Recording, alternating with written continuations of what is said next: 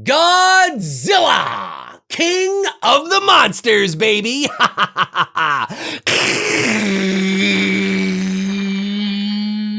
It's my best Godzilla impression. So Godzilla, King of the Monsters. I actually really like this movie. And I'm not a big fan of the 2014 film. And I know what you're thinking. You're like, yeah, but Dave, there's a certain variable that the 2014 film has and the 2019 film also has, but you don't like that film, but you do like that. What gives, Dave? What gives? It's a fucking shit show. What you think you see, what you think you hear, that's what it's about. Mood and atmosphere. No, it's fucking garbage. It's garbage. Mood and atmosphere. Now that I really like. That's what I'm looking for. That's what I want to see.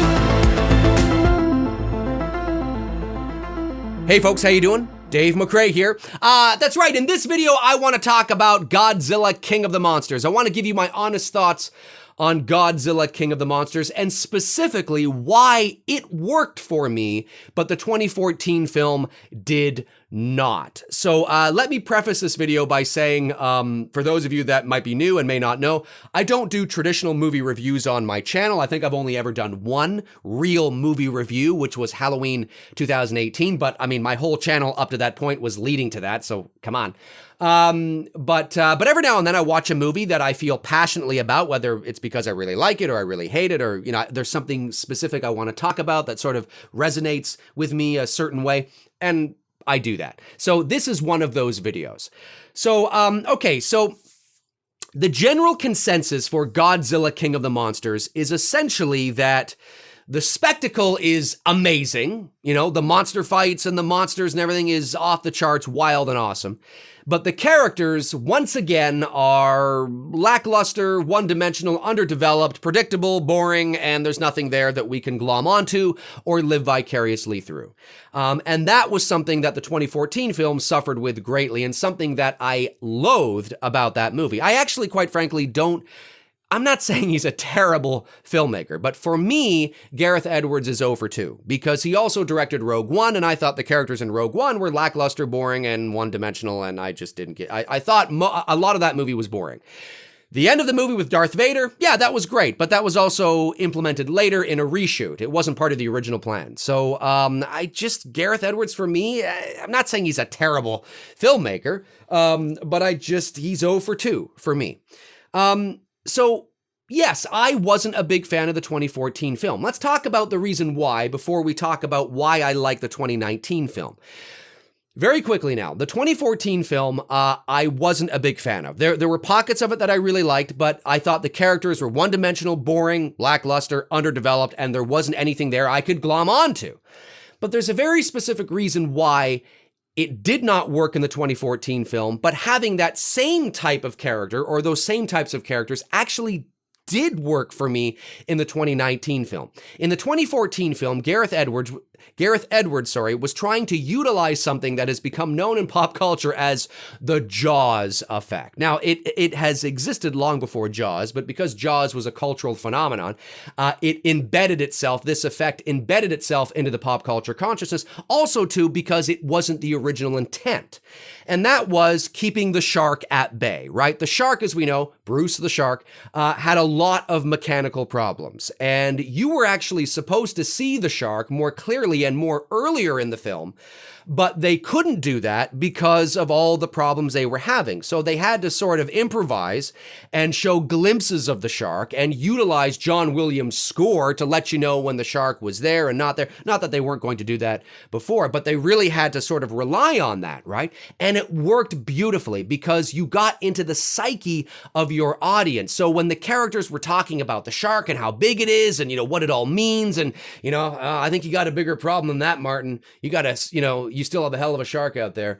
with a bite this big. Like, you know, we still hadn't seen the shark yet, right? And it's kind of like, fuck, you know, like the suspense was really great. Not that the movie wasn't going to have suspense, but they really sort of, it took it up another notch because they had to rely on so many different things to help propel the narrative forward because they were having so many problems. So then, you know, it became known as the Jaws effect. And that's what Gareth Edwards was trying to utilize in the 2014 Godzilla movie by showing Godzilla, but not showing him until sort of like, you know, halfway through the movie and then cutting away and showing, you know, glimpses and here and there. And that's cool and all. But the problem is that when you do that, you better make sure that your characters are really well developed because we as an audience are going to be spending most of our time with these characters, right? And the characters in Jaws were very well developed and being performed by great actors. Robert Shaw, Richard Dreyfuss, Roy Scheider, Murray Hamilton, you know, Lorraine Gary. I mean, this was a great cast. And these characters and their arcs and the conversations and the dialogue, it was so interesting and fascinating. We didn't mind that we were not seeing the shark because we were so emotionally invested in these characters. You can't just keep your main antagonists at bay and utilize a Jaws effect, but have lackluster, boring characters because then everything becomes boring because there's nothing for us. There's nothing of any value or interest to keep our interest when the big baddie is not on screen, right? That's why Godzilla 2014 suffered big time. You move over to Godzilla 2019, Godzilla King of the Monsters, you have more characters now, but you have a similar problem in the sense that the characters are, they're underdeveloped, the motivations are questionable, lines are kind of cheesy, you know, there's nothing really there for me to glom onto. But the difference is that Godzilla King of the Monsters knows exactly what it is, and it delivers on the other side of the coin. It's not utilizing the Jaws effect at all. It's just showing you everything up front. It is showing you the big, bombastic spectacle that is Godzilla King of the Monsters. So it didn't bother me that the characters were similar in that regard, in the sense that they were, 1.5 dimensional, not exceptionally well developed, pretty predictable. The narrative and story is kind of, okay, we kind of see where this is going. It didn't bother me because the spectacle, which is the real reason why we're going to a Godzilla movie in the first place, let's be honest, was so over the top wild, especially in comparison to where it came from the 2014 film, that I was like, okay, so you have your standard cookie cutter characters, but it worked for me because I was so entertained on the other side of the coin. And there was enough that the characters were doing. It was basic 1.5 dimensional, character 101 sort of shit in this kind of a movie. It didn't bother me.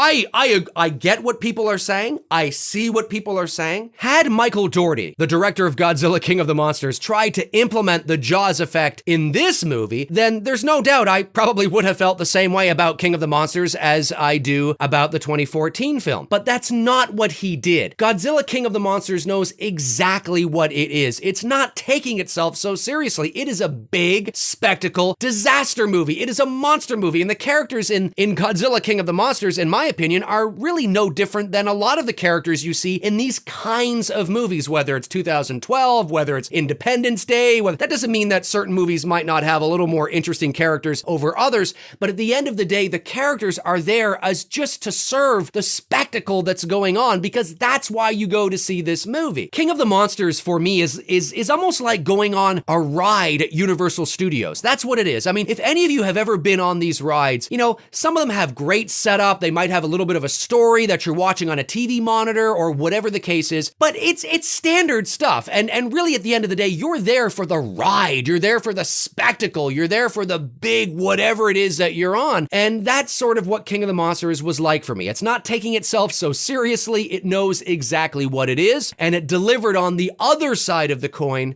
which is why it helped to even out, the opposite side of the coin, which might be a little sort of standard and cookie cutter, but it works because of how massively entertaining the movie was on a monster disaster movie level. So that's why it worked for me.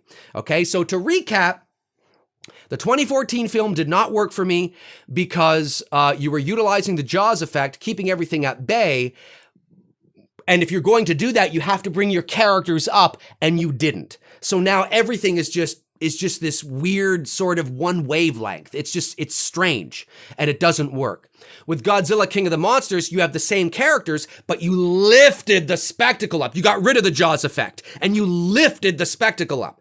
So, and that's why we're there. At the end of the day, it doesn't mean that you or I or, we may not want a little more development in the characters, but at the end of the day, this is not Shawshank Redemption, right? This is not The Godfather. You're there for the big spectacle, and they delivered on that, and I was just a kid having fun.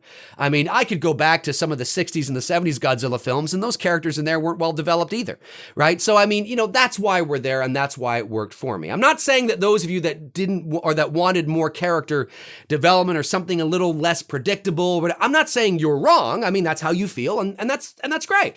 But for me, this is why it worked with King of the Monsters and why it didn't work with the first Godzilla movie from 2014. So I liked it. I thought it was. I was just a kid. I was like, wow, this is. I mean, the first Godzilla movie I ever saw in the theaters was Godzilla 1985 with Raymond Burr. And to watch that movie and to watch this movie, my dad took me to see that film. So to watch that movie and to watch this movie, I said to my girlfriend as we were there, I was like, if only my dad were here, to be able to see how far, the presentation of Godzilla has come. It's pretty cool stuff. Anyways, folks, my name's Dave McRae. Comment below and let me know your thoughts. What did you think of Godzilla King of the Monsters? Do you feel the same way I do? Or maybe you feel the same way that a lot of the critics do and a lot of people online do as well. It's like, well, yeah, the spectacle was great, but the characters were, I didn't care. It was predictable. It was boring. And nah. Maybe you feel that way. Comment below and let me know your thoughts. If you want to follow me on Facebook, you can at facebook.com/manythingsdave McRae. That's where I tend to post in the meantime and in between time, and I'm not posting here. All the links are in the description. Links to my Patreon, my merch store, my IMDb, my Twitter, my official website, whatever. It's all down there. Check them out until your heart's content, and when it becomes content, check them out again. Ooh, that's a good line. I should start utilizing that if I remember that. Anyway, I will talk to you guys soon. Cheers.